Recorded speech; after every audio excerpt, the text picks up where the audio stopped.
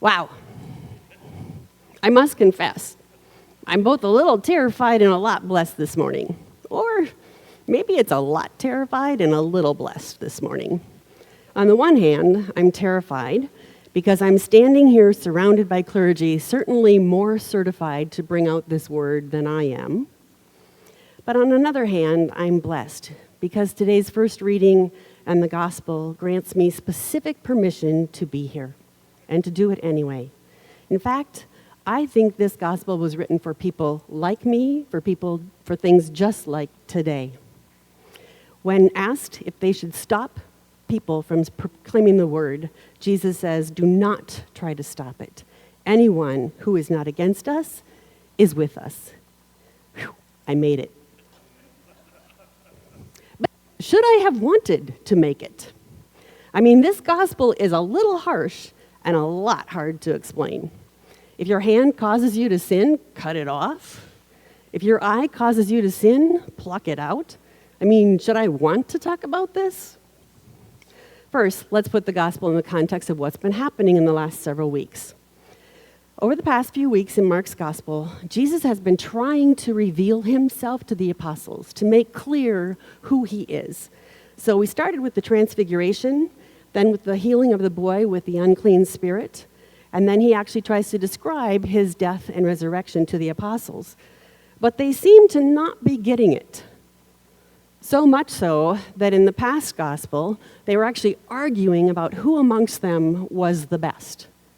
Missed it by that much. They just aren't getting it, right?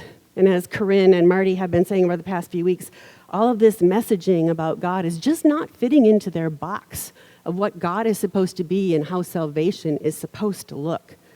So now we come to today's gospel, in which Jesus is striving to impress upon his apostles their spiritual authority combined with their spiritual humility.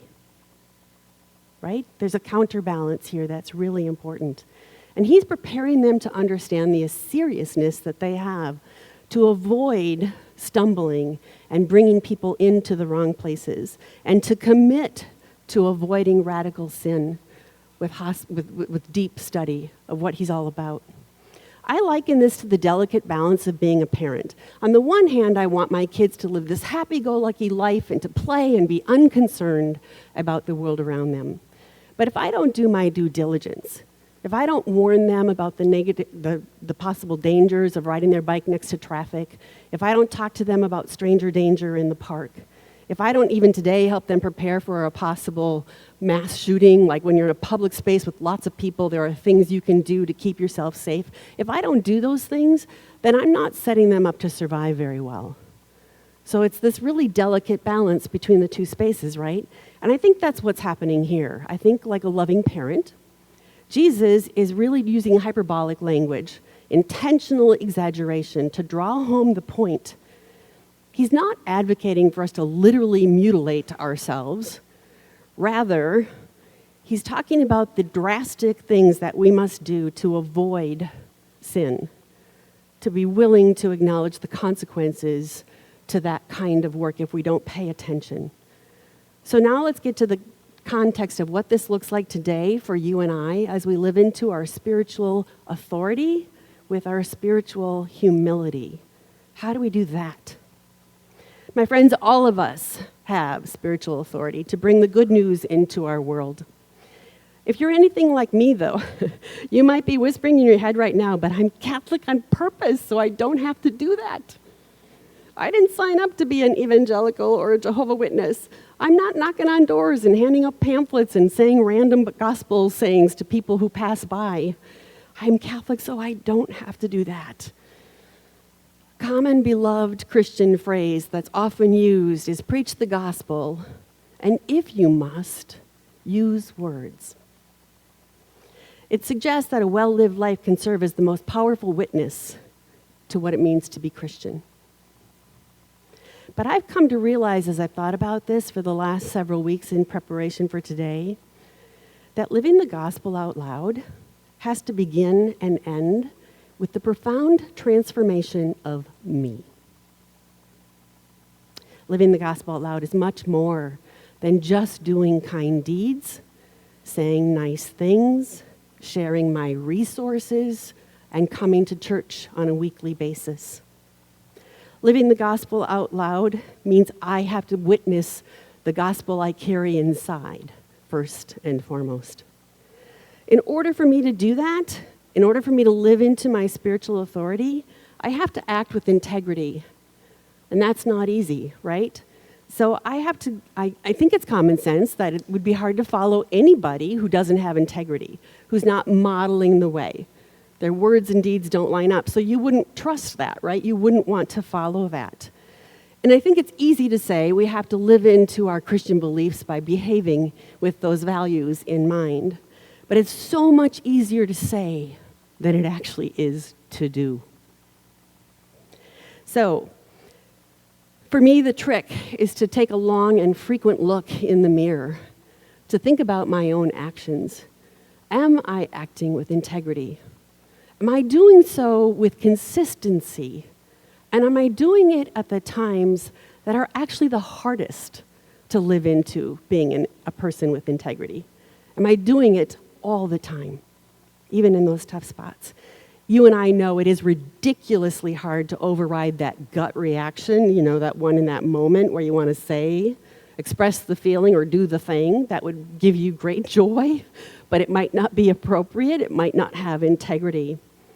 I've noticed that our most inspiring spiritual leaders tend to move slowly and talk slowly. I think that's because they're giving themselves this little tiny mental holiday. Like, let me take a break so I can get my wits about me, view the panorama that's before me of actions that I could take, and then pick the best one so I can be the person of integrity that I intend to be. So as they're doing that work, they're giving themselves a mental holiday, right? You and I can do that too. In the early 1990s, there was the WWJD, What Would Jesus Do bracelets. And they seemed to be a cultural phenomena for an extensive period of time. It lasted like 10 years. We should probably bring that back, by the way. A lot of people tend to pay attention to that, right? It gave them that moment of pause. Another strategy, though, might just be to take 3 deep breaths before you act, or to actually just count to 10 before you act. But start giving ourselves that space. Find the way that you would prefer to pause. What strategy works for you before you make the choice and act impulsively. Now, even if I do figure out how to be a person who acts with integrity, there's another part. That by itself is not enough. I actually have to figure out how to build authentic relationships. You have to know me to hear me, which is why lay preachers have to come from the community. You have to know us to be able to hear us, right? Well, I have another firsthand, very recent experience with this. Exactly 1 week and 2 hours ago, I was on a wrong flight, to a city I was not supposed to be going to. So it was actually not supposed to be happening. It was all kind of off. And I didn't even know it at the moment of this particular story. So as we're going up in the air, there is an infant across the aisle. She's about 10 months old. And she's grumbling a little as we're taking off, and as we go further and further into the air, she's getting louder and louder, to the point where it's hard to conceptualize how that small of a body can have that much noise and energy inside of it. Like, how is this even a thing? And I can see that the parents who are young are really getting anxious. They're passing the baby back and forth, and at one point, Mom takes off her seatbelt and grabs the baby, turns sideways, and starts bouncing so violently and so high and so frequently, I think she's going to hit her head on the overhead bin. Like, she can't, and I'm like, it's intense. And so I figure, hey, Cass, you're going to be talking about living the gospel out loud soon, so why don't you just do the thing? Why don't you live the gospel out loud? Practice what you preach. So I get up, much to the dismay of my already disgruntled seatmate. She'd already had her own issues, but we won't go into that. So I get up, and I go into the aisle, and I kneel down, and I quietly say 7 words. I'm going to give you a minute to get caught up with me and think about that image and guess how you think that turned out. 7 words. Sometimes it can help a baby if. and all hell broke loose. Dad started screaming at me. There were offensive words. There was a lot of anger. I quickly stood up, apologized, scattered back to my seat, and kept shut for the rest of the flight, right? Fortunately, or unfortunately, once I landed and realized things were off, I had 5 hours of driving to figure out what went wrong with my best effort to be Christian in that moment. So what I learned is this. It doesn't matter that I wasn't judging them harshly. They didn't know that. It doesn't matter that I was well-intentioned. They didn't feel that. They had no way to feel that. I had not built a relationship with them before I launched. Now, that relationship doesn't have to be pre-existing, and it doesn't have to be profound. I could have sat in my chair and done nothing, but I don't know if that would have been the answer. But what I could have done, possibly, maybe, is to have said this. What if I'd said, you guys are doing an awesome job as parents. It's clear how much you care about your daughter. And it is clear how much you are worried about the rest of the people in this cabin. And I applaud your efforts. Don't worry, don't be stressed. We get it. It's going to be okay. Is there anything that you could do to help her move her jaw, to alleviate the pressure on her ears? Maybe a pacifier, something like that. Maybe that would have helped. Maybe it wouldn't have. I don't know that story. I wasn't part of that story. Sometimes I wish I were, but I wasn't. So maybe that would have helped. What I am reminded of firsthand, though, is that Christians who drop sage wisdom on people who didn't ask for it are really Monday morning quarterbacks in the game of life. And we are not appreciated in those moments. I was appropriately humbled, experiencing head-on how much spiritual humility is the counterbalance to spiritual authority. And I realized firsthand not only its importance in that journey, but the way that it also is transformative as I try to live this gospel out loud in my own life. Because even with the gift of 2,000 years of hindsight, we get to see the deeds and the words that Jesus used and spoke, right? We see that already. And even with the millions of writers who've tried to transform our understanding of the spiritual realities and living the gospel out loud, I am still as surprised as the apostles were about this God. Every day, I am still as surprised. One of my favorite and seldom read church passages comes from the book of Exodus. I love the story where Moses asked if he could be allowed to see God. God replies, I'm too big, I'm too bright, I'm too incomprehensible to be seen and understood. So I will put you in the crevice of a rock, and I will cover the rock with my hand, and I will pass by so you can just catch glimpses of my receding back. Because anything more than that, and you will not live to tell the story. That's our God. That's just how big our God is. And we have no choice but to be humble in that kind of a presence, because we can never fully grasp the magnanimousness of that kind of a being. Being transformed by God, being transformed by the gospel, truly starts here first. It's a journey that can never be perfected, yet it is imperative that we never stop trying. I don't know about you, but I know that whenever I'm in a profound relationship, I learn more about me through the eyes of that person.